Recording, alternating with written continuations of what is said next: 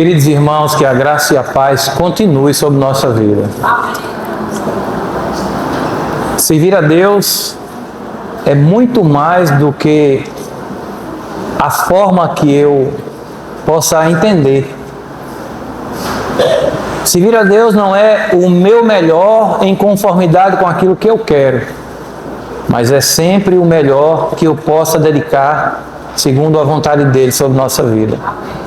Cantamos canções em que renunciamos à vida, cantamos canções em que se exalta o nome de Deus, e a última canção é uma canção que declara a confiança em Deus para algo que é impossível de nós conseguirmos, que é de sermos salvos. É de sermos guardados em uma garantia plena e é de modo assim incapaz de que falhe. É de modo incapaz que falhe. Hoje, pela misericórdia e graça do Senhor, nós temos mais uma vez, tivemos pela manhã um aprendizado riquíssimo, que tem suma importância na estruturação da nossa vida cristã. Mas hoje à noite, o Senhor reservou para nós mais um pequeno fragmento de sua palavra. E hoje o texto já está exposto. Evangelho do nosso Senhor Jesus Cristo, como Lucas nos escreveu, capítulo de número 23, versículo de número 39 ao versículo de número 43. Às vezes a gente, no dia a dia, encontra pessoas dizendo assim: rapaz, como fulano é uma pessoa de sorte, né? Às vezes a gente encontra assim: rapaz, tal fulano tem muita sorte. Olha, ele sai assim, rapaz, e acontecem coisas que você nem imagina. E realmente, existem coisas que acontecem na vida da gente que, se a gente for procurar uma razão lógica, a gente não encontra. E alguns usam esse termo, o termo sorte. Mas o que seria sorte? Qual é a definição para isso, né? Qual é a definição para isso? Se nós formos olhar ali, por exemplo, o que disse Aristóteles, pensador, um filósofo grego, né? Ali na antiga Grécia, que viveu no ano 384 ao ano 322, ele disse o seguinte: ele via a sorte como algo que acontecia fora da regularidade natural, um evento que ocorre por acidente dentro da ação humana. Para ele, a sorte é uma casualidade procurada, ou seja, um acaso que se alinha com uma intenção ou plano. Essa era a concepção de Aristóteles. Porém, a palavra de Deus diz que a nossa sorte, ela é o próprio Senhor. É Ele quem muda a nossa situação. Imagine Pedro em Lucas capítulo 5, quando ele foi pescar e não pegou nada. O Senhor Jesus vem, ensina a ele e a todos que ali estavam e pede a Pedro dizendo assim: agora você vai levar o barco mais para o fundo e vai lançar a rede para a pesca. O texto diz que Pedro pegou uma quantidade abundante de peixe. Uma quantidade que fugia à esperança daquele homem naquele momento. Então Pedro ali poderia claramente entender que a sua sorte, ela vem do Senhor, do próprio Cristo. Eu peço a vocês que acompanhem a leitura, não precisa ficar de pé, mas que vocês mantenham as Bíblias abertas, não fechem as Bíblias. A palavra do Senhor nos diz assim: um dos malfeitores crucificados blasfemava contra ele, dizendo: não és tu o Cristo? Salva-te a ti mesmo e a nós também. Respondendo, porém, o outro respondeu, dizendo: nem ao menos teme a Deus, estando sob igual sentença? Nós, na verdade, com justiça, porque recebemos o castigo que os nossos atos merecem. Mas este nenhum mal fez. E acrescentou: Jesus, lembra-te de mim quando vieres no teu reino. Jesus lhe respondeu: em verdade te digo que hoje estarás comigo no paraíso. Eu peço a vocês que mais uma vez, meus irmãos, curvem suas frontes. Vamos orar a Deus, porque a oração é a nossa confissão de impotência e a nossa declaração de dependência. Então nós vamos orar pedindo a Deus que Ele abra os nossos corações e mentes para entendermos a palavra dEle, de modo que venha a glorificar a Deus e edificar a Santa Igreja. Pai Santo, mais uma vez nós nos colocamos diante do Senhor. Nos colocamos, ó Pai, para dizer a Ti que somos eternos dependentes do Senhor. É nas Suas mãos que nós colocamos as nossas vidas e que o Espírito Santo conduza essa palavra que será aqui ministrada até os corações e mentes, de modo a convencer e esclarecer os Seus filhos. A minha missão é comunicar essa palavra e aquilo que cabe ao Senhor é convencer. Somos dependentes do Senhor.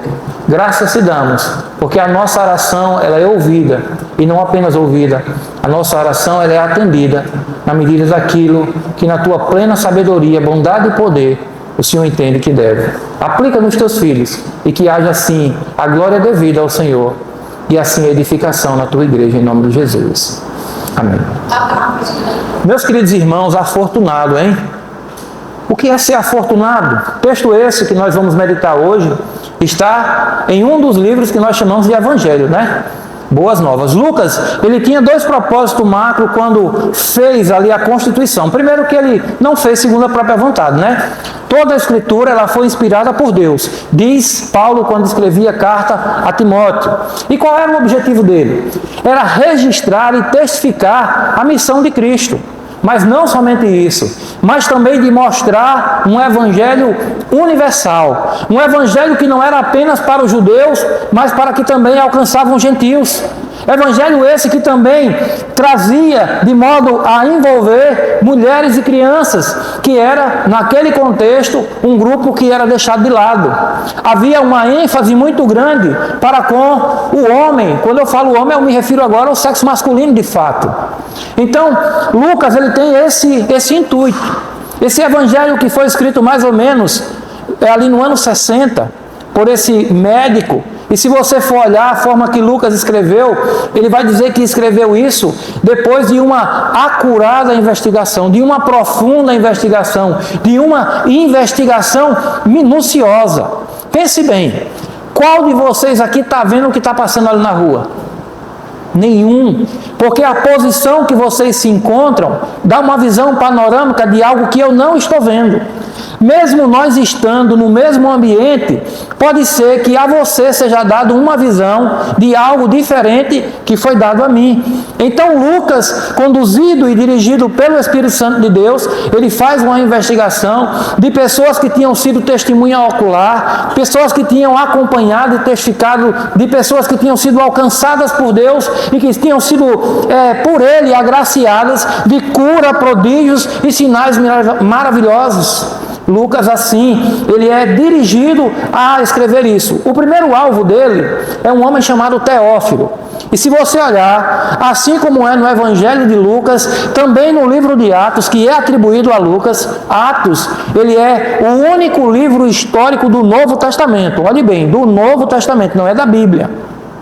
E ele também diz que escreveu ao excelentíssimo Teófilo. Teófilo provavelmente fosse um pseudônimo, não era talvez o nome verdadeiro dele. Porém, quando ele traz esse pronome de tratamento, né, excelentíssimo, ele traz ao entendimento que era alguém de elevado escalão.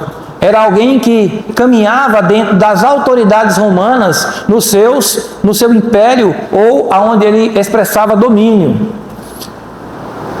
Os principais, ou a principal característica, diz o seguinte, que Lucas, quando ele enfoca essa mensagem, ele também registra alguns textos que eu e você podemos pegar como centralidade do texto. Qual é o objetivo de Jesus? Para que Jesus veio? Qual era o propósito, a missão, o centro, o âmago dela? Se você olhar comigo, lá em Lucas capítulo de número 19, verso 10... ele, quando escreve, registrando ali a passagem que fala sobre Zaqueu, ele diz assim: porque o Filho do Homem veio salvar e resgatar os perdidos. Em outras versões diz assim: porque o Filho do Homem veio salvar e resgatar os enfermos. Pessoas que estavam condenadas como eu e você por uma só coisa: pelo tal do pecado, Pecado esse que eu e você nunca tivemos, como não temos hoje, e nem no futuro teremos em nós mesmos as qualificações para anular a pena que ele pode condenar um homem, que é a morte eterna. Então o objetivo do Senhor Jesus foi vir cumprir uma missão, foi satisfazer e apaziguar a santa ira de Deus. E não coloque na sua mente a santa ira de Deus como a sua ira, uma ira de um pecador caído. A santa ira de Deus está ligado à inconformidade de Deus de associar-se com qualquer coisa que se ligue com o pecado. Essa é a santa ira de Deus. Então a vinda de Jesus foi para apaziguar, foi para pagar de modo cabal, absoluto, como ele próprio disse, em palavras originais, testalestai. Ou, traduzindo para o português, está consumado. A obra que era necessário ser feita, foi feita. Mas outra pergunta que não quer se calar, foi feita para quem? Quem era o alvo da missão de Jesus? Nós sabemos que era para apaziguar a santa ira de Deus, mas dentro dos homens, quem era esse alvo? Nós sabemos que esse alvo, ou os alvos, eram pessoas do ontem, pessoas do contexto imediato do ministério de Jesus e também pessoas do futuro. Dentre elas, estamos nós. Ele se deu na cruz para resgatar um povo. Definitivamente, Jesus não morreu para salvar toda a humanidade. Verdadeiramente eu posso dizer que a obra de Cristo é suficiente para salvar a toda a humanidade, mas ela é eficaz para salvar os seus eleitos, aqueles que ao ouvir essa palavra, eles são confrontados com o seu estado de homem pecador, levando-os mesmo ao arrependimento. Com isso, eles se curvam diante do Senhor e dizem: Pai, eu dependo de Ti, socorre-me. Lembra de Pedro quando estava afundando pela incredulidade? Estendendo a mão, ele disse: Senhor, socorre-me. O texto dessa noite não fala sobre Pedro. O texto dessa noite nos fala sobre o nosso Senhor Jesus Cristo. E por que eu falo dele primeiro? Porque Deus sempre é o alvo primário da mensagem. É Ele que tem que ser comunicado em toda a palavra de Deus. Ninguém vem antes dele. Mas o texto também fala sobre duas pessoas. Essas duas pessoas, eles eram criminosos. O texto fala sobre duas pessoas que praticaram atos que eram passivos de condenação. Pessoas que diante da lei, elas estavam sujeitas ao que de fato o texto nos mostra. Eles não estavam ali de modo inocente. E eu quero fazer uma explanação dos textos que antecedem, para que a gente possa pegar o fio da meada e caminhar no texto da proposta dessa noite. O verso 27 do mesmo capítulo ressalta e nos informa sobre Jesus no Calvário. Antes disso, no verso 26, vai falar quando um homem chamado Simão Cirineu, ele carrega o madeiro que foi destinado a Jesus. E eu quero trazer primeiro aqui algo que é muito importante para nós. Será que qualquer pessoa podia carregar o madeiro de Cristo? E a resposta é sim. Está aqui no texto. Simão Cirineu carregou. Agora eu lhe pergunto, quem pode carregar as implicações daquele Calvário de Cristo? De morrer e ressuscitar para justificar a um povo. Ninguém poderia fazer isso. Apenas Cristo poderia. Então, mostra-se que as partes físicas dessa obra, como aqueles dois homens, era possível ser cumprido por qualquer um. Mas apenas Cristo ressuscitou. E assim Ele alimenta de modo cabal, pleno e absoluto a esperança em nossas vidas, que no momento da morte não é o nosso fim, como está em João capítulo de número 11, aquele que nele crê, ainda que morra, viverá. A promessa central do nosso Senhor Jesus Cristo é da vida eterna àqueles que confessam Ele como Senhor e Salvador de suas vidas. Do verso 27 ao número 32, ele traz o panorama das duas pessoas que estavam com Cristo. Diz assim: seguia numerosa multidão de povo e também mulheres que batiam no peito e lamentavam. Esse é o verso 1. Mas o verso 32 diz assim: e também eram levados outros dois, que eram malfeitores. Homens que estavam verdadeiramente sendo colocados ali, como diz a lei, eles eram transgressores, para serem executados com ele. Essa palavra ele, na sua Bíblia também está escrita errado, né? Está com letra minúscula. Não deveria. Esse ele aí se refere a Cristo, se refere ao nosso Senhor. Independente de ordem ortográfica ou o que quer que seja, ao referirmos a Deus, independente de que local se encontre dentro da frase, é próprio. Eu não estou falando de um ele qualquer, eu não estou falando de um ser comum, eu estou falando do eu sou, eu estou falando do único Deus vivo e verdadeiro. E aqui nós temos já a introdução de duas pessoas. Como era o nome deles? Eu não sei. Eu não sei se era Adriano, eu não sei se era Francisco, se era Moacir, eu não sei. Mas diz que tinha duas pessoas. Mas será por quê? Poderia ter os nomes, não poderia? Mas sabe por que não tem? Porque diante do pecado não há nome. Há pessoas que se encontram condenadas por ele e que só podem ter a justiça de fato feita em sua vida por Cristo Jesus. O verso que segue, o 33, diz assim: quando chegaram ao lugar chamado Calvário, ao lugar chamado Gólgota, um lugar onde era fora de Jerusalém, um lugar de destaque, mas era um lugar de destaque para externizar a ignomínia, a vergonha e o escárnio, que é aquela forma de matar as pessoas, de torturar com requintes de crueldade. Olhe, quem criou a cruz como uma forma de penalidade não foram os romanos.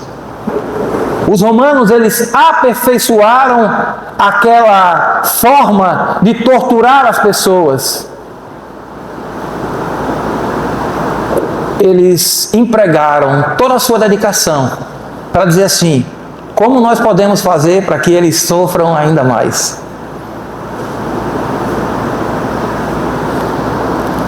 O verso seguinte diz: contudo Jesus dizia, olha a oração de Jesus: Pai, perdoa-lhes, porque não sabem o que fazem. Então, repartindo as vestes dele, lançaram sorte. Vocês já viram o que está escrito em Isaías 53:12? Isaías 53:12 diz assim: por isso eu lhe darei muitos com a sua parte, e com os poderosos repartirás ele o despojo, porquanto derramou a sua alma na morte, foi contado com os transgressores, contudo levou sobre si o pecado de muitos, e pelos transgressores intercedeu. Então, o que Lucas está citando, ele está citando o cumprimento do que disse o profeta Isaías no texto conhecido como o texto do servo sofredor, como o texto que narra a obra no Calvário do nosso Senhor Jesus Cristo. Há quem diga: como você pode crer em um livro que foi dito sobre Cristo tantos anos antes e demorou X anos para se cumprir? Isso é a prova da verdade de Deus, pois a palavra de Deus não se cumpre no tempo do homem, mas no tempo de Deus, que garanto a você, é um tempo que não tarda nem tampouco falha, mas ele é cumprido, como diz o próprio apóstolo Paulo, na plenitude do tempo de Deus, no tempo perfeito, no tempo exato. O texto, ainda nessa introdução, continua. O povo estava ali e a tudo observava, também as autoridades zombavam, dizendo: salva os outros, a si mesmo se salve, se é de fato o Cristo de Deus, o escolhido. Meu irmão, a palavra "se" não cabe para Deus. Quando Deus disse na palavra que existe um povo eleito, não é um povo que pode ser ou não salvo. É um povo que inerrantemente será salvo pela vontade soberana de Deus. Por o único que garante não só aquilo que fala, mas também como fará. O texto ainda nos diz assim: igualmente os soldados o escarnecia e, aproximando-se, trouxeram-lhe vinagre, dizendo: se tu és o rei dos judeus, salva-te a ti mesmo. Também sobre ele estava a epígrafe, em letras gregas, romanas e hebraicas. Eram as línguas mais faladas daquela época, dizendo assim: este é o rei dos judeus. Agora, meus irmãos, vem o momento alto da mensagem. O verso 39 diz que um desses malfeitores, que fora citado no verso 32, ele dirigiu a palavra ao nosso Senhor, só que ele não dirigiu com o coração sincero. O texto diz que ele blasfemava contra o Senhor, que ele dizia palavras que na verdade colocava em xeque a pessoa e a autoridade do nosso Senhor Jesus Cristo. E você pode dirigir palavras de questionamento, mas a você. Você pode dirigir a um homem, mas a Deus você não pode dirigir palavras que questionam ou atribuem a Ele falha, demora, ou que Ele pode falhar ou não. Não, a Ele não. E Ele disse assim: não és tu o Cristo? Não é você que disse? E aí, logo atrás, aqui nós vamos ver que Ele salvou pessoas. Como é que você salva pessoas e não salva a você próprio? Só que Jesus, Ele não veio aqui, como Ele próprio disse, fazer a sua vontade. Ele disse que Ele veio sim fazer, foi a vontade daquele que o enviou. E para isso, Ele desceu do seu alto e sublime trono. Ele humilhou-se, encarnando-se como eu e você, se bem que não se deu com uma concepção comum de um homem e de uma mulher, mas a palavra diz que foi por obra do Espírito Santo. E Maria, a mãe do nosso Senhor Jesus Cristo, foi a escolhida para dar a luz ao nosso Emanuel, ao nosso Deus conosco. E nasceu ele, sabe aonde? Em uma maternidade de última geração. Foi não, meu irmão. A Bíblia nos diz que ele nasceu em lugar baixo, em uma manjedoura, em um lugar simples, de acomodações humildes. E então nós podemos concluir que desde o início, a vida do nosso Senhor Jesus aqui, em cumprimento ao resgate de um povo, não foi fácil. Ele disse: salva-te a ti mesmo e salve a nós também. Essa palavra, salvação, ela tem duas escritas na língua grega. A primeira é sozo, que é essa palavra que esse homem dirige. E não é uma palavra de salvação em um reino por vir, mas é tipo assim: me livre dessa enrascada, me tire desse problema. Ele estava falando em um aspecto terreno, em um aspecto carnal. Ele estava apenas objetivando se livrar daquela dor, daquele sofrimento, daquele madeiro. E com isso, ele não está fazendo o que de fato nós devemos fazer primeiro: confessar ao Senhor que nós somos pecadores. É como se ele quisesse se isentar da culpa. Lembra do que foi dito por Adão e Eva? Senhor, a mulher que tu me destes me deu da fruta e eu comi. Mas Eva, tu vistes o que fizeste. Senhor, a serpente me enganou e eu comi. E o que eu quero lhe dizer é que, independente de quem você ache que é culpado, não torna você inocente. As consequências cairão, elas virão sobre você, e não virão mais cedo ou mais tarde, não, elas virão imediatamente. Mas pastor, Deus disse que eles morreriam, e morreram, porque a primeira morte foi espiritual, foi a separação, como diz lá em Romanos capítulo 3, verso 10, né? que estão destituídos, estão separados, estão distantes, eles não estão mais conectados com Deus. Não havia prazer, porque ali era o Éden. Entendam que o prazer ali não era o Éden. O Éden só era Éden por causa da presença de Deus. Era a presença de Deus que tornava de fato um paraíso aquele lugar. Esse homem que pensava fazer uma barganha com Deus na pessoa do seu Filho Jesus, ele não entendeu que o que verdadeiramente o Senhor Jesus veio oferecer não foi descer de um madeiro físico, foi de livrar você da condenação eterna. Condenação essa que todo ser humano nasce sujeito. Mas uma vez resgatado pelo nosso Senhor Jesus Cristo, ele jamais pode tornar aquele estado, quando de fato, verdadeiramente, nascido de novo.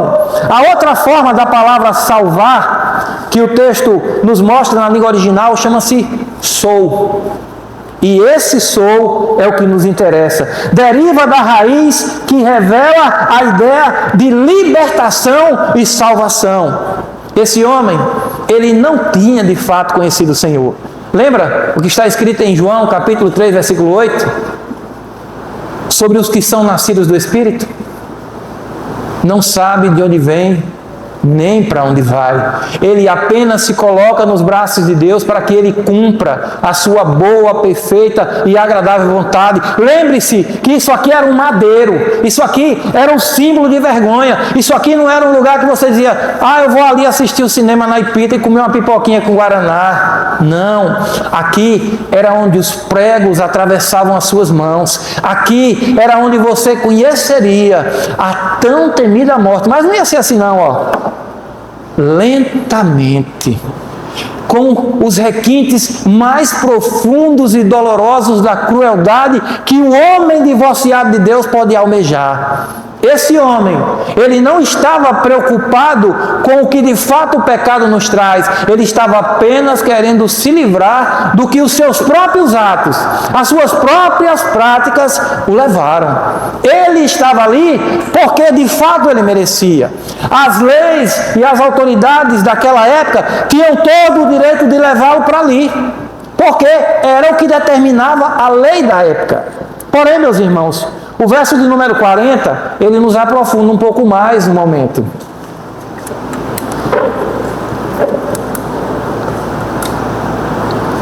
O texto no verso 40 diz assim: respondendo-lhe, porém, o outro. Quem é o outro? Quem é esse homem? Meu irmão, esse homem que responde àquele que blasfema contra Jesus, ele estava sobre igual sentença. Talvez aqui muitos falam, quem não vem pelo amor, vem pela dor. Esse homem veio pela dor? Esse primeiro que estava na cruz veio pela dor? Não veio pela dor.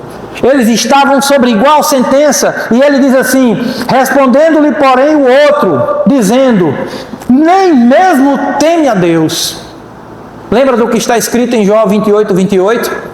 Lá diz assim, o temor do Senhor é o princípio da sabedoria, e o apartar-se do mal é tornar esse temor visível, ou como diz o texto, manifesto. E esse outro homem que estava também sofrendo as dores, esse outro homem que estava sobre aquele morro, sobre aquele local de dor, ele não se preocupou com isso, ele se preocupou em repreender aquele que blasfemava contra Jesus e disse, nem ao menos teme a Deus. E ele completa o versículo dizendo assim, estando sobre igual sentença. Espera aí, ele está falando que Deus estava cumprindo uma sentença igual a deles, então ele está falando que Jesus é Deus. Porque quem estava cumprindo a sentença ali era Jesus. Jesus estava também tomando parte naquele madeiro, porém, Jesus, ele não estava ali por culpa própria. Sabe o que está escrito em 1 João, capítulo 1, verso também de número 1? Diz assim, capítulo 2, verso 1, diz assim: Filhinhos meus, estas coisas vos escrevo para que não pequeis. Se todavia alguém pecar, temos advogado junto ao Pai, Jesus Cristo, o justo, o sem pecado, aquele que não é maculado, não foi e nem nunca será, mas que se fez pecador para resgatar a pessoas, a homens e mulheres, a pessoas do passado, presente e do futuro, pessoas que de fato não merecem, mas que são alcançados pela graça de Deus, como diz Paulo escrevendo carta aos Efésios, no capítulo 2, do verso 8 em diante: pois pela graça sois salvos, mediante a fé. Isso não vem de vós, é dom de Deus, não por obras, para que ninguém se glorie. Esse homem, ele não tinha condições de fazer mais nada. Ele não tinha condições de dizer: olha, Jesus, amanhã eu vou à igreja, amanhã eu vou confessar diante dos homens. Amanhã não dava mais tempo. Não havia mais amanhã para ele. Por isso a palavra diz: hoje, se ouvires a voz do Senhor, não endureçais o vosso coração. Amanhã pode ser tarde. A palavra de Deus em Provérbios diz que o homem faz planos, capítulo 16, mas o Senhor é quem dirige seus passos. O amanhã pertence a Deus. Não sejamos presunçosos querendo legislar sobre o amanhã. Eu lá sei do amanhã. Talvez amanhã eu já possa estar com Ele. Talvez amanhã eu já possa não mais estar sendo ofendido pelo mundo caído. Ele disse: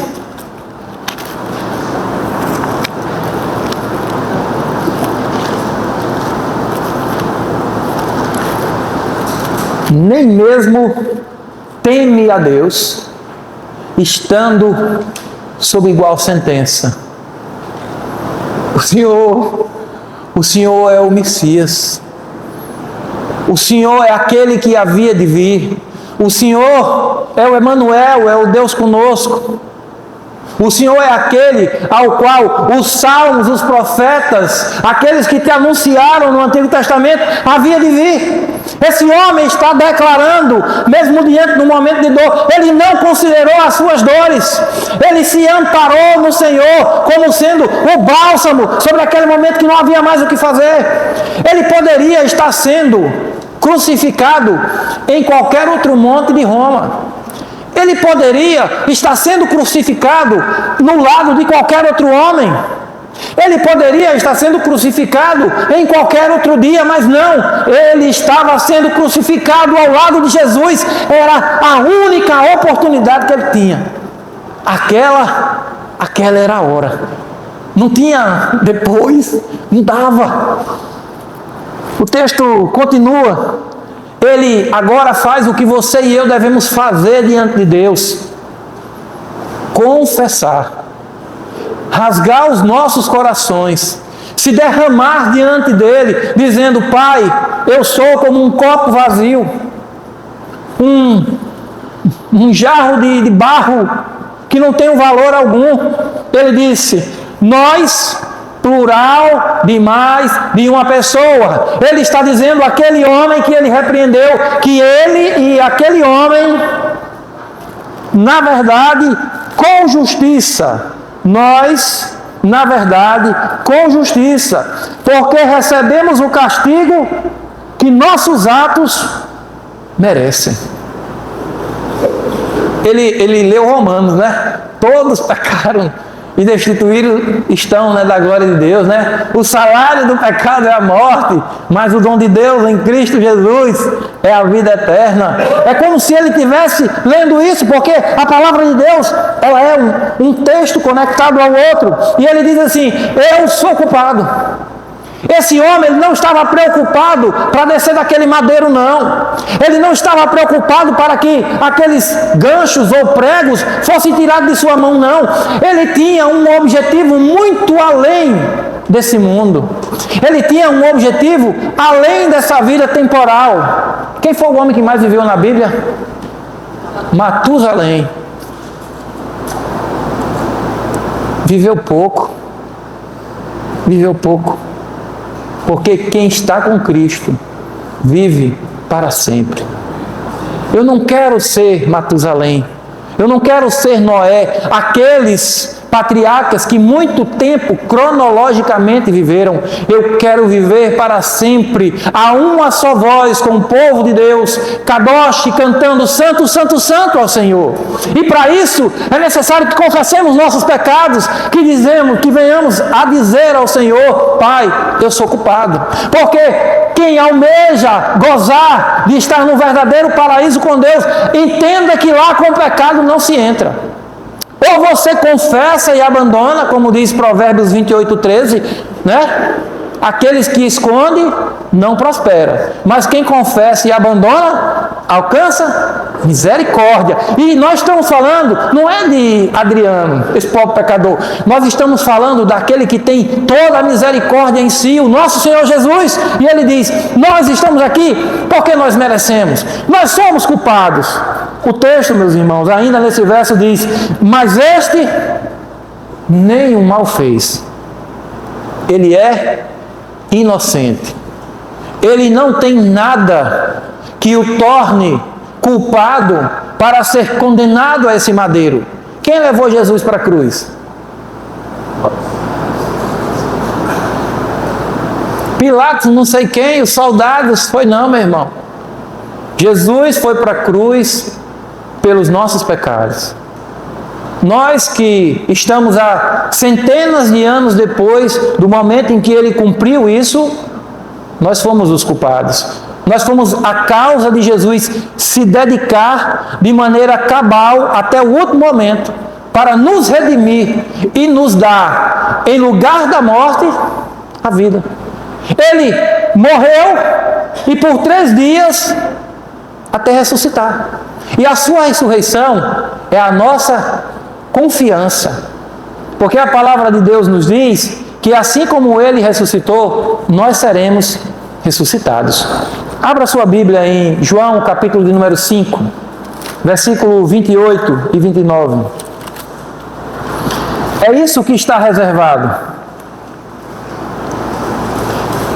O verso 28 diz assim: não vos maravilheis disso, porque vem a hora em que todos que se acham nos túmulos ouvirão a sua voz e sairão. Esse homem que estava ali na cruz, ele estava disposto a sofrer na carne as condenações do pecado. Porém, ele sabia que espiritualmente, de si mesmo, ele não podia vencer, mas ele sabia quem podia. Deus, na pessoa do seu Filho Jesus. E o verso 29 diz: os que tiverem feito o bem, e não pensem em bem como as obras de homens, mas aqueles que viveram em confiança plena, reconhecendo o nosso Senhor como o único e suficiente Salvador de suas vidas. Os que tiverem feito o bem para a ressurreição da vida. Mas tem uma outra coisa aí, no final. E os que tiverem praticado o mal para a ressurreição do juízo. Aqui, meus irmãos, é o que nós chamamos de joio e trigo. Nenhum de nós, nem incrédulos e crédulos, nem aqueles que não confiaram ou aqueles que confiaram de fato no Senhor, estão isentos da morte física. A morte física é, sim, a qualquer pessoa, porém, todavia, aqueles que são guardados no Senhor, ainda que morra, viverá. 1 João, capítulo 2, versículo 25, vai dizer que a promessa é a vida eterna. Cristo, ele disse que nós comeríamos o melhor dessa terra, teríamos o melhor dessa terra. E eu me lembro bem da minha avó, Dona Maria Rodrigues de Carvalho, quando ela, perto de falecer, ela pediu água de coco. E ela não bebia mais nada, não comia, porque os órgãos dela internamente, né, claro, tinham parados. E ela pegou a água de coco, colocou o dedo e molhou a boca, porque ela não conseguia mais comer. Então, o que é comer o melhor dessa terra? É você comer pizza, hambúrguer, bolo, se bem que a gente come, né? Nós comemos. Não é isso não, meu irmão. Tudo na vida só tem sabor de fato quando Deus está conosco. Um banquete só é banquete de fato quando Deus está à mesa conosco. Uma família só é família de fato quando Deus é o pilar central dessa família. Uma igreja só é de fato igreja do Senhor quando Ele é o centro dessa igreja. Você só tem de fato vida quando Ele é o pilar da sua vida. Quando Ele é aquele que norteia, quando é aquele que determina, que manda, que ordena. Esse homem, em uma só palavra, ele disse: nós estamos porque merecemos. Ele nada fez por merecer.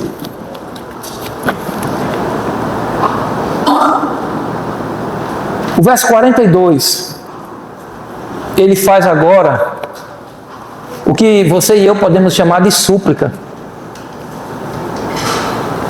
Ele não disse assim: ei Jesus, faça aí uma frente para mim, aí você viu o que foi que eu fiz por você? Eu repreendi ele. O senhor lembra? Eu repreendi ele na estante, por causa do Senhor, comprei a briga. Não, ele não falou isso. O senhor viu que eu disse que o senhor não tinha culpa nenhuma. Eu testemunhei ao seu favor. Se bem que não valeu nada, o Senhor foi crucificado do mesmo jeito. Mas eu tive essa coragem. Não, ele não falou isso não. Ele não contou para dirigir a palavra ao Senhor Jesus com nada que ele pudesse ter feito. Mas ele disse foi assim. E acrescentou: Jesus, lembra-te de mim quando vieres no teu reino. Vocês lembram de alguma coisa? Vocês lembram de algum governador? Lembram de José, quando estava na prisão? Que interpreta o sonho do padeiro e do copeiro do rei. E aí ele disse: ei, quando tu estiver lá, lembra de mim? Lembra de mim para que eu seja impedido desse cárcere, para que eu seja livre. Foram mais ou menos 2 anos. Depois que ele interpretou o sonho, ele ainda ficou mais 2 anos. Até que um dia, o rei ou o faraó, ele tem um sonho que ninguém pôde interpretar. E Deus concedeu a José que interpretasse tal sonho. E o faraó, que tinha maior autoridade do que Potifar, que o mandara para a prisão, disse assim: tire ele de lá, vista ele elegantemente. Só que o Senhor está nos tirando do cárcere, como esse homem pediu. Não é para nos vestir com a roupa elegante, não, que nem a igreja me deu aqui uma camisa que eu só vesti uma vez. Camisa cara danada. Tem que vestir devagar para não gastar. Não, meus irmãos. Será para nos vestir e nos revestir de glória. É de uma roupa que ela não cobrirá a nossa nudez. Ela lavará todo o nosso eu de toda a maldade e malícia que é concedida pelo pecado. As roupas que você usa é para cobrir a maldade que o pecado às vezes concede em nós. A malícia e tudo isso. Porque até onde eu sei, Gianni Versace e nenhum outro estilista famoso estava lá no Éden, não. As roupas de Adão e Eva antes da queda era nenhuma. Porém não havia o pecado. E esse pecado trouxe junto com ele inúmeros tentáculos que prejudicam o ser humano. E só existe uma forma. A única forma de nós nos livrarmos disso é curvando-se diante do Senhor e assim como esse homem fez, rogando a Ele encarecidamente: Senhor Jesus, não me deixe andar segundo minhas vontades, mas que eu possa curvar o meu eu diante daquilo que o Senhor tem para mim. Lembre-se de mim, meu Pai, pela Tua plena e absoluta misericórdia. As minhas mãos, como é que estão? Vazias, eu nada tenho. Não são nas minhas mãos que estão os furos dos cravos. Não é do meu lado que a lança foi enfincada. Não foi o meu sangue que foi derramado. O sangue que foi vertido foi o sangue de Cristo. Foi Ele, meu irmão. E esse homem, ao fazer tal pedido, dizendo assim: lembra-te de mim quando vieres no teu reino. Isso não soa nada no seu ouvido, não. Vieres, meu irmão, é futuro. Esse homem estava com o coração disposto a esperar no Senhor. Ele não estava com esse aspecto imediatista que hoje tem norteado a maioria dos corações. Eu quero e quero agora, principalmente essa juventude. Não, não é no seu tempo. Olha, eu acho que talvez a pessoa que mais gosta de relógio aqui na igreja sou eu. Que eu gosto de relógio, pense. Eu acho muito legal. Mas digo uma coisa a vocês: a minha vida não está sujeita ao tempo Cronos. A minha vida está sujeita ao tempo de Deus. Um tempo que não está sujeito a nada que o homem pode em si querer conceituar. E sabiamente, se você for sábio, jogue-se, lance, se debruce nos braços de Deus, porque Ele tem o que é de melhor para a sua vida. O texto, ele se encerra trazendo a resposta de Jesus. Venha cá, os ouvidos de Deus estão tapados para uma oração feita com confiança plenamente nele? As mãos de Deus estão recolhidas para aquele que busca, se despojando de todo do seu eu, para depender plenamente do Senhor? De jeito nenhum. E o Senhor Jesus responde esse homem, que não tinha nada para oferecer a Jesus. Ele estava, meu irmão, a poucos segundos de embarcar em uma passagem só de ida para o inferno. Porque aquele que partir dessa terra aqui sem o Senhor, ele está condenado. Mas quem condena? Somente Jesus. Ele é quem sonda os corações. Então, mesmo no último momento, em um ato, bem dizer, de foro íntimo, porque não é uma coisa coletiva, eu vou orar por Moa para que ele se arrependa. Eu posso orar por Moa, mas é uma decisão entre ele e Deus. Deus, ele é um Deus pessoal.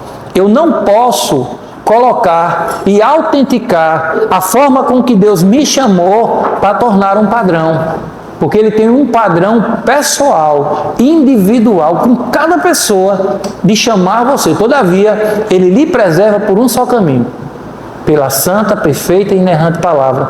E qual foi a resposta de Jesus para ele? O que foi que Jesus disse para ele? Amanhã de manhã, depois, se der. Foi isso? Verso de número 43 diz que Jesus lhe respondeu.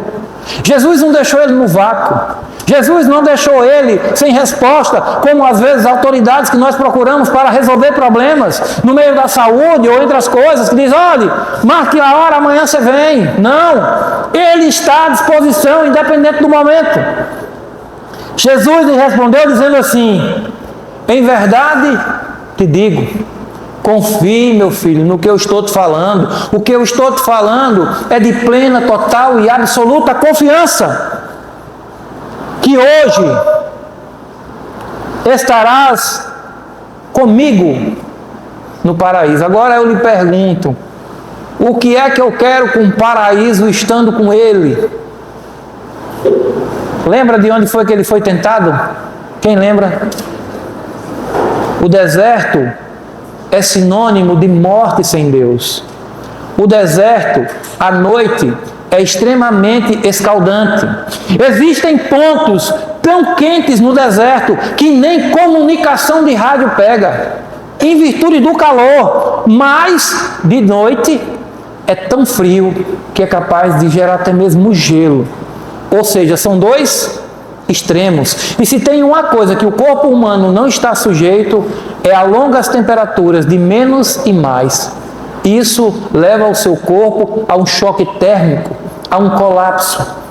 E a resposta do nosso Senhor Jesus era de que hoje ele estaria no paraíso.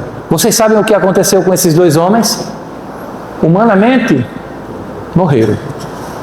Mas eu posso garantir a você, sem nenhuma razão, para que a dúvida norteie, de que esse, que arrependido, curvou-se diante do nosso Senhor Jesus. Ele não podia nem se curvar, porque ele estava pregado em um madeiro, mas o seu coração estava rendido.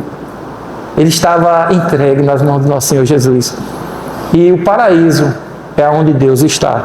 O paraíso é onde Ele está conosco. Não adianta, meu irmão, ter riqueza. E eu, para ilustrar, contarei uma história que eu vi do meu tio, em memória, meu tio Expedito Nepomuceno de Carvalho. Ele conta a história de um empresário que tinha muitas posses.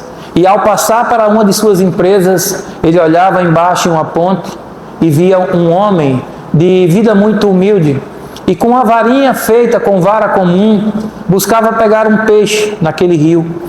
E ele pega um peixe que era suficiente para que ele comesse, e ele pulava de alegria. E aquele homem, mesmo diante de tamanha riqueza, ele ia triste para a sua empresa. E ele foi e desceu para questionar aquele homem, por que tanta alegria por pegar um peixe, um único peixe. Ele tinha dinheiro para comprar o atum bluefin, é a carne mais cara de peixe. E ele disse, vem cá, por que tanta alegria com um peixe tão pequeno? Ele disse, para quem não tinha nada, isso é uma riqueza.